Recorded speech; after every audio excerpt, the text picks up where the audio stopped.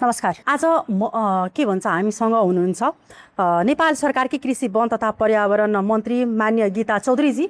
उहाँ चाहिँ अहिले मध्य प्रदेशमा भ्रमणमा आउनुभएको छ र खास गरेर मध्य प्रदेश एउटा अन्नको भण्डारण मान्ने ठाउँ चाहिँ यो छ र खास गरेर उहाँ चाहिँ अहिले भ्रमणमा आएर के कस्ता समस्याहरू चाहिँ किसानसँग कुरा गर्नुभएको छ। खास गरेर उहाँ अहिले चित्रपुर जुन आँपको चाहिँ जुन ठाउँमा किसानहरू बढीभन्दा बढी आँप उब्जने ठाउँ र अहिले चाहिँ हर्दीनाथमा पनि उहाँ आउनुभयो। यहाँ धान का बिउहरू पाउने र बढीभन्दा बढी चाहिँ यता हरेक चाहिँ प्रजातिका धानहरू पाउने र के कस्ता समस्याहरू खास गरेर उहाँ बुझ्नु भएको छ र किसानका लागि अब कस्ता समस्या सुन्नुभयो र त्यसलाई चाहिँ कसरी चाहिँ समाधान चाहिँ खोज्नुहुन्छ उहाँ, त्यही प्रसङ्गमा हामी चाहिँ कुराकानी गर्नेछौँ। उहाँले पहिला स्वागत गरौँ, विशेष कुराकानी गर्छौँ। यहाँलाई कार्यक्रममा स्वागत छ। कस्तो रह्यो यहाँको भ्रमण? एकदमै राम्रो रह्यो।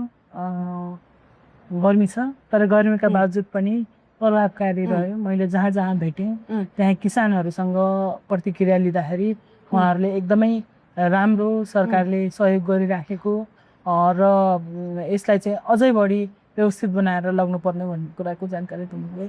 कुन कुन किसानसँग तपाईँ भेट्नुभयो? मैले चाहिँ विशेष गरेर हाम्रो माछा किसानहरूसँग भेटेँ, हाम्रो सहकारीका किसानहरूसँग पनि भेटेँ, जहाँ चाहिँ हामीले राष्ट्रिय कृषि आधुनिकीकरण परियोजना अन्तर्गत हामीले उहाँलाई प्रविधिहरू हस्तान्तरण गरेका छौँ। उहाँहरूसँग भेटेँ।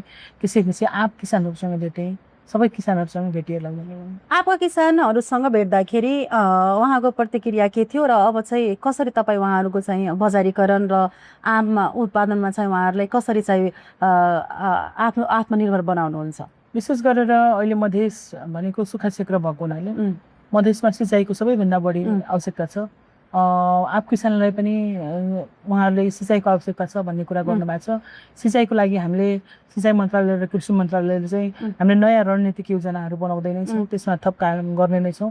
सँगसँगै आँपको बजार व्यवस्थापन गर्ने लगायतको प्रशोधन केन्द्रहरूको कुरा छ। हामीले यसपटक सप्तरी धेरै टाढा छैन, सप्तरीमा चाहिँ आँपको प्रशोधन केन्द्र बनाउँदैछौँ। अब त्यसलाई चाहिँ त्यो सफल भयो भने हामीले जनकपुरमा पनि अर्को प्रशोधन केन्द्र बनाउने नै छौँ।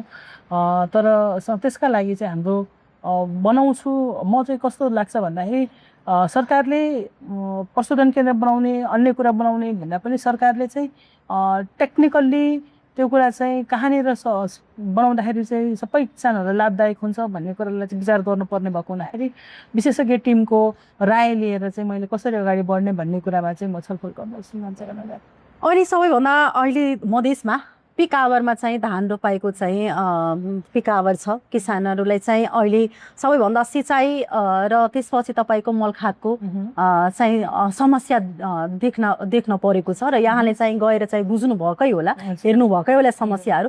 त्यो समस्या चाहिँ हरेक वर्ष हुन्थ्यो, विगतमा पनि भएको थियो, तर यो वर्ष तपाईँहरूको चाहिँ सरकार हुँदाखेरि एकदमै नै अपेक्षा बोकेको छ र तर समस्या जिउकै त्यो छ। अहिले पनि मलखादको चरम अभाव नै चाहिँ देख्न परेको छ। उहाँहरूले कसरी चाहिँ अब समाधान चाहिँ गर्न खोज्नुहुन्छ तपाईँ? सर्वप्रथम त एउटा कुरा चाहिँ के हुन्छ भने यो सरकार आयो त्यो सरकार आयो भनेर समस्या सरकार आउने बित्तिकै समस्या थपिने र सरकार नआउने बित्तिकै समस्या नहुने भन्ने चाहिँ हुँदैन। कृषकको समस्या वर्षौँदेखिको समस्या एउटै छ। हामीले नयाँ सरकार हामी 4 महिना जति भयो यो आइसकेपछि मैले के गरेँ भन्ने कुरा एउटा कुरा रहला, तर मलको कन्टेक्समा भन्नुपर्दाखेरि वर्षौँदेखिको समस्या छ। म आउने बित्तिकै भन्ने पनि होइन। म आइसकेपछि चाहिँ म आउनुभन्दा अगाडि हाम्रो सरकार नयाँ सरकार गठन हुनुभन्दा अगाडि ठ्याक्कै तपाईँको यो हाम्रो हुर्मुसको वार थियो। तपाईँ हुन त विगतलाई नकोट्याउनु नै भन्छन्, तर विगतमा तपाईँ देख्नुभयो भने विगतका सरकारहरूले पनि मल एक दानै पनि छैन भनेर जनतासँग माफी मागेर सूचना निकालेर माफी मागेको अवस्था छ। तर हामीले यसपटक जनतालाई जे न तेन जसरी हुन्छ यो पुर्याउनु पर्छ भनेर पुगाका छौँ। तपाईँ आज पनि मैले लगभग 5-6 वटा सहकारीसँग भेटेँ। त्यस पछाडि आएर धेरैवटा सहकारीसँग तपाईँहरूलाई साँच्चीकै नपुगेको त हो भन्दाखेरि उहाँहरूले के भन्नुभयो भने हामीसँग मल छ, मल पुगिरहेछ, तर 2-3 वटा कुरा टेक्निकल कुरामा पछि जाउँला। मैले लगभग 5 वटा सहकारीहरूलाई भेटेँ आज पनि। उहाँहरूले पनि के भन्नुभयो भने मल पुगि नै रहेछ, हामीसँग डिपोमा मल छ भन्नुभएको छ। अब अर्को कुरा चाहिँ कस्तो छ भन्दाखेरि मल हामीले म आइसकेपछि हामीले कसरी गऱ्यौँ त भन्दाखेरि वारको टाइम थियो हामीले G2G गरेर अन्य कुरा अहिले G2G गरेर सबै मलहरू आइराखेको छ नत्र यतिखेर चाहिँ मल यो समयमा अस्तिसम्म चाहिँ हामीले मल दिइरहेको थियौँ तर यहाँनिर ग्याप देखिने अवस्था भइसकेपछि हामीले रात दिन नभनिकन हुर्मुजको वार टाइममा पनि अहिले G2G गरेर हुन्छ कि हामीले अर्को अब दुईटा सिज हुर्मुज पोर्ट छ अर्को चाहिँ रेड सी पोर्ट छ हामीले अर्को पोर्टबाट पनि गरेर सरकारसँग सहकार्य गरेर विभिन्न कुराहरू छ अर्थ मन्त्रालय प्रधानमन्त्री कार्यालय लगायतको हाम्रो परराष्ट्र मन्त्रालयदेखि सबै मन्त्रीहरू चाहिँ एकजुट भएर चाहिँ हामीले जनतालाई यसपटक चाहिँ मल दिइरहेछौँ यद्यपि यति भनिराख्दाखेरि हामीले जति मेट्रिक टन दिनुपर्ने हो त्यति मल चाहिँ हामीले अझै पनि कमी नै छ तर जिरोमा चाहिँ छैन जनताहरूले पाउनु नै भएको छ तपाईँहरू साँच्चै रियल किसानहरूकोमा जानुहोस् उहाँहरूले मल पाइ नै राख्नु भएको छ कहिलेकाहीँ कस्तो हुन्छ भने हामीसँग 3 तहको सरकार छ मैले जनताहरूलाई यहीबाट के भन्न चाहन्छु भने हामीसँग 3 तहको सरकार छ केन्द्रको सरकारको मल आपूर्ति गर्ने र प्रदेशको डिपोहरूसम्म पुर्याएर बाँड्ने काम चाहिँ प्रदेश सरकारले र स्थानीय तहले गर्छ र स्थानीय तहले के गर्छ त भन्दाखेरि स्थानीय तहले आफू मातहतको सहकारीहरूलाई जिम्मा दिएर ल्याउने काम गरिरहेको छ आज पनि यो धनुषाबाटै कहिले चाहिँ वडा सदस्यको घरबाट मल समातियो भन्छन् कताबाट वितरण प्रणालीमा कहीँ न कहीँ त फितलो भइरहेछ नि त होइन त्यो कुरा पनि तपाईँहरूले सत्य तथ्य निकालिदिनु पर्यो जानुस् अहिले यतिखेर सबै डिपोहरूमा मल छ मेरो कर्तव्य के भने सबै डिपोहरूमा मल पुर्याउने हो केन्द्र सरकारको त्यस पछाडि केन्द्र सरकारको ले त्यसपछि प्रदेश सरकार र प्रदेश सरकारले स्थानीय तहले चाहिँ त्यसरी जान्छ किनकि हामी त एउटै राज्यको संरचना हो नि त त्यसैले गर्दा यो सबै कुराको वितरण प्रणालीहरू समुचित गरिदिने किनकि मन्त्रीजी एउटा गुनासो के छ भने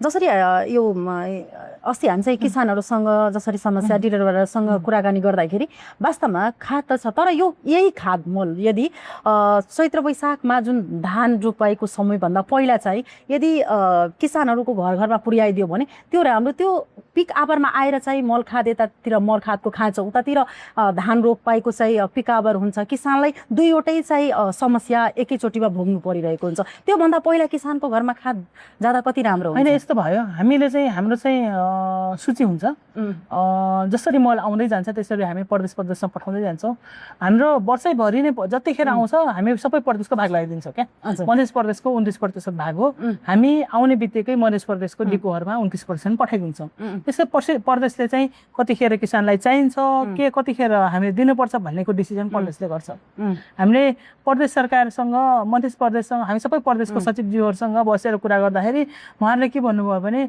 यो अहिले त एउटै कुराले मात्र प्रभावित पारेको छैन नि त मैले तपाईँहरूसँग जे बोलिरहेको छु जे भएको त्यही कुरा नै बोलिरहेको छु हामीले चाहिँ वैशाखको जेठको 15 गतेतिरदेखि मल बाँडिदिनुहोस् भन्दाखेरि उहाँहरूले के भन्नुभयो भने जेनरली मधेसमा चाहिँ सुक्खा हुन्छ नि त रोपाइ ढिला सुरु हुन्छ क्या अनि ठिक छ हामी असारको 75 देखि बाँड्छौँ भन्नुभयो होइन तर यसपटक के भयो भने पानी छिटो पर्यो क्या त्यो राम्रो कुरा हो होइन तर कहिलेकाहीँ मौसमानुमानको कुरा अन्य कुराले पनि असर पार्दो रहेछ कि यो कुरा तर हामीले हाम्रो देशैभरिको डिपोहरूमा जति मल आउँछ प्रोपोर्सनेट रूपमा मध्य प्रदेशको जस्तै मध्य प्रदेशमा 29% जान्छ लुम्बिनी प्रदेशमा 21% जान्छ यतातिर कोशी प्रदेशमा 15% जान्छ यस्तो यो उदाहरण मात्र हो योहरू चाहिँ हामीले आउने बित्तिकै पठाइदिन्छौँ त्यो डिसिजन चाहिँ कहिले दिने के दिने भन्ने कुराको डिसिजन चाहिँ प्रदेश सरकारले नै गर्नु मन्त्रीज्यू किसान यहाँका किसानहरूले पहिला चाहिँ तरकारीदेखि लिएर हरेक कुरा चाहिँ यता उब्जाउने उर्वर चाहिँ क्षेत्र मानेको हो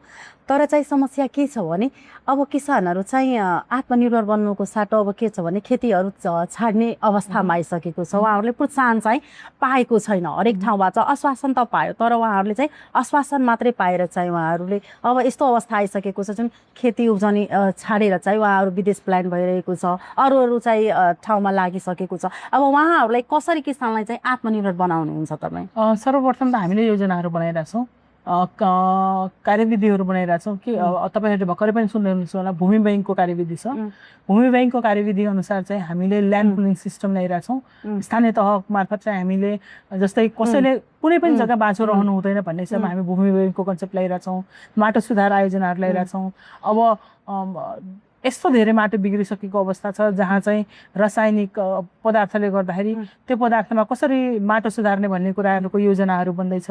हामीले मल व्यवस्थापनको कुरा, मल क्यालेन्डरको कुरा ल्याइरहेछौँ। यसरी गर्दाखेरि चाहिँ बजार व्यवस्थापनको कुराहरू पनि गरिरहेछौँ। देशैभरि कसरी बजारसँग जोड्न सकिन्छ, नार्कलाई पनि हामी जोडिरहेछौँ। किसानको फिल्डसम्म टेक्निसियन जानुपर्छ भनेर यी कुराहरूले चाहिँ हाम्रो किसानहरूलाई आत्मनिर्भर बनाउनको लागि पक्कै पनि सहयोग गर्नेछ भन्ने। अब आफूको खेतीहरूलाई कसरी बजारीकरण र उहाँहरूले सही मूल्य, उचित मूल्य कसरी पाउनुहुन्छ? मैले पहिले पक्कै पनि भने विगतको दिनमा यसपटक चाहिँ आप किसानहरू कम्पेरिटिभली खुसी नै हुनुहुन्छ। यो साल चाहिँ तपाईँहरूले न्युजमा पनि देख्नुभयो होला, किसानहरूले यताउता गरी पाइराख्नु भएको छ, मूल्य पाइराख्नु भएको कुरा। तर आगामी दिनहरूमा हामीले यसलाई थप सुदृढीकरण गरेर बिचौला रहित बनाउनको लागि चाहिँ हामीले कार्ययोजनाहरू बनाउँदैछौँ। हाम्रो बल यो साउन महिनामा चाहिँ कार्ययोजना बनेर चाहिँ कार्यान्वयनमा जानेछ। तपाईँहरू महसुस गर्ने गरेर हामीले काम गर्नेछ। के तपाईँ भन्न चाहनुहुन्छ देश प्रदेशका किसानहरूको लागि के सन्देश दिन तपाईँ चाहनुहुन्छ? सबैभन्दा पहिले चाहिँ किसानको मुहारमा हाँसो ल्याउनका निमित्त किसानहरूको जुन हामीले पाठ्य पुस्तकमा पढ्ने जुन पिक्चर छ त्यो पिक्चर बदल्ने गरेर काम गर्नका निमित्त हामीले कार्ययोजना बनाएर काम गर्ने नै छौँ। मैले मधेस प्रदेशका सम्पूर्ण किसान दाजुभाइ दिदीबहिनीहरूलाई चाहिँ निराश नभइकन काम गर्नुहोस्। राज्यको तर्फबाट गर्नुपर्ने सहजीकरणको लागि चाहिँ सरकार, केन्द्र सरकारको तर्फबाट जहिले पनि प्रतिबद्ध रहेको जानकारी पाउँछ।